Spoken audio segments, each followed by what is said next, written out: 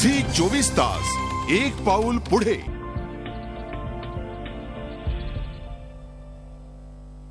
प्रदीप लोखंडे, ग्रामीण भारतामध्ये संगणकाचा प्रसार व्हावा आणि संगणक प्रशिक्षण दिलं जावं या एका तळमळीनं तुम्ही खूप काम केलं. हो. काय सांगाल त्याविषयी? 2000 मध्ये माझं पोट भरलं. ही आयुष्यात एक महत्वाची गोष्ट असते. मी माझ्या मुलींना, माझ्या बायकोला, माझ्या आई वडिलांना आणि काही मित्रांना एक्सप्लेन केलं, इथून पुढे मी माझ्या आयुष्याचे 40% टाइमच व्यवसाय करणार, 40% टाइम सोशल काम करणार. पण सोशलचं माझं डेफिनेशन वेगळं आहे आणि 20% टाइम टीचिंग करणार. आणि मी 2001 पासून हे चालू केलं. 2000 मध्ये आपण सर्वांनी 2001 मध्ये येताना आयटी युग म्हणूनच सेलिब्रेट केलं. बरोबर. All thanks to Bill Clinton, Bill Gates, Pramod Mahajan. त्यावेळेला प्रमोद महाजन हे आयटी मिनिस्टर होते. नारायण मूर्ती, अझीम प्रेमजी, सगळे ते हिरोज. ह्यांनी तो औरा क्रिएट केला सगळा. आणि मग मी म्हणालो की जर कम्प्युटर हा महत्वाचा विषय आहे तर भारतातल्या राहणाऱ्या 70% लोकांपर्यंत तो पोचलाच पाहिजे. आणि 70% सोडा, पण जर माझ्या मुलीला तिच्या टेबलावरती संगणक मिळतो तर तिच्या काउंटर पार्टला तुम्ही फळ्यावर नाही शिकू शकत. हे चुकीचं आहे. मग 2001 साली मी एक संकल्पना मांडली आणि भारतातल्या गावातल्या मुलांना 28 लोकांना पत्र लिहून पाठवले. हे कोण 28? तर भारत चालवणारे 28.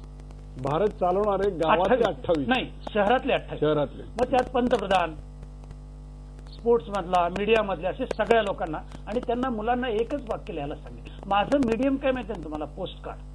हत्यार आहे माझं, ते मोठं बुलेट. तुमचे काय जे म्हणाल त्यापेक्षा कितीतरी मोठं आहे ते. त्या पत्रावरती जेव्हा हजारो पत्र ह्या सगळ्या 28 लोकांना गेली तेव्हा मला त्यातले 3 जणांचं उत्तर आलं. नावं घेणार नाही मी. आणि तेही छान छान इंग्लिशमध्ये आलं, लावडेबल प्रोजेक्ट, दिस अँड दॅट. उत्तर तर त्यात काहीच नव्हतं. मला भयंकर राग आला आणि मी भयंकर राग असणारा माणूस होतो. आता संपलं ते सगळं. तर ते राग आला मला. आणि मग मी तोपर्यंत माझे भारतातले टॉपमोस्ट लोकांचे संपर्क झाले होते. मग त्यांना मी भेटायला गेलो. त्यात मी बऱ्याच पॉलिटिशियन्सला, इंडस्ट्रियलिस्टला, मीडियामधल्या लोकांना, इंटलेक्च्युअल लोकांना जाऊन भेटलो. आणि त्यावेळेला माझा हा परत दुसरा भ्रमाचा भोपळा फुटला की तेही लोक चुकीचे नसतात. मी कुणाची बाजू घेत नाहीये, पण मला सांगा, त्यांची एक बाजू असते, ती आपण बऱ्याच वेळेला समजून घेते. उदाहरणार्थ सांगतो. भारतातल्या प्रत्येकाने जर उठून टाटाला आणि बिर्लाला पत्र लिहून पाठवलं की आमच्या घरात अशी अशी अडचण आहे, आमच्या गावात असं असं करायचं आणि आम्हाला मदत करा कारण तुम्ही चांगलं सामाजिक काम करता. Tata is not a social organization. It is through and through professional organization. They do lot of good work in social. हे समजतच नाही आपण. आणि मग नाही झालं की शिव्या द्यायची.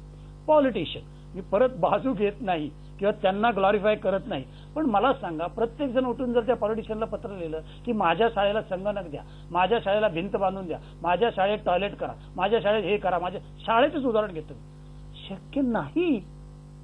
आणि त्याच्या टेबलवर एवढे ढीग असतात तर तो कसं प्रत्येकाला जस्टिफिकेशन करेल हे मी माझ्या डोळ्याने बघितलं. माझी मी समजूत काढून घेतली आणि जेवढे भेटतात त्यांनाही मी सांगण्याचा प्रयत्न करतो. परत आलो आणि त्या संकल्पनेला नाव दिलं अनिवासी गाववासी चळवळ. अनिवासी गाववासी चळवळ.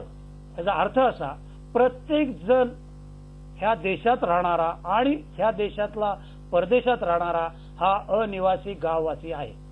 तुमच्या वडिलांकडनं किंवा तुमच्या आईकडनं तुमचं कुठेतरी रूट आहे आणि त्या रूटसाठी तुम्ही करा. हा भारत बदलायला वेळ लागणार नाही. आणि जेव्हा तुम्ही त्या रूटसाठी काम करता त्यावेळेला तुम्ही त्याच्यातनं काहीही एक्सपेक्ट करत नाही, कारण ते तुमचं देणं लागतं. आणि दुसरी बाजू त्याची अशी आहे, त्या गावात तुम्ही करता तेव्हा ते उत्कृष्ट होतं. त्याचं कारण असं आहे, तुम्ही भारतातल्या कुठल्याही गावात जावा, तिथं कमीत कमी 2 कम्युनिटी असतातच. म्हणजे एक जाधव असेल तर तो यादव काय जर चांगलं करत असेल तर होऊन देणार नाही, किंवा एक निरगुडकर असतील एक लोखंडे असतील तर बघणार लोखंडे की निरगुडकर काय करतायत ना विदिन द विलेज. हे थोडं मोर ऑर लेस सगळीकडे असतं. ग्रामीण राजकारण आहे. पण तिथे जर उद्या अजून एक कोणी आला तिसराच आणि तो जर करायला लागला त्या दोघांना माहिती असतं हा येऊन इथं काय करणार नाही रे, त्यामुळे ह्याला करू दे. हा त्याचा मोठा भाग. असा तुम्ही सगळा त्याचा मुलामा तयार केला. आणि मग करायचं काय, कारण ह्या देशात असं झालं पाहिजे, तसं झालं पाहिजे, ह्या अडचणीत ह्या म्हणण्याला माझ्या मते चुकीचं आहे.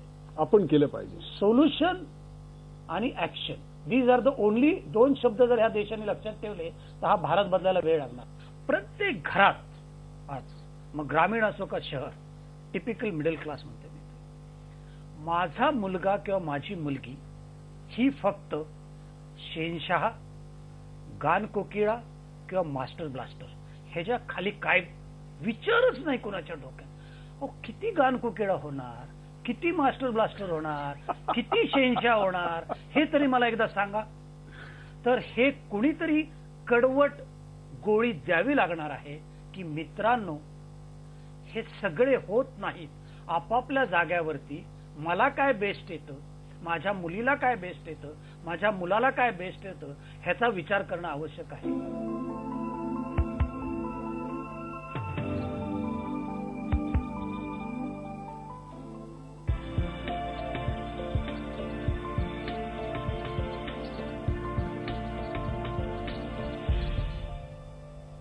झी 24 तास, एक पाऊल पुढे.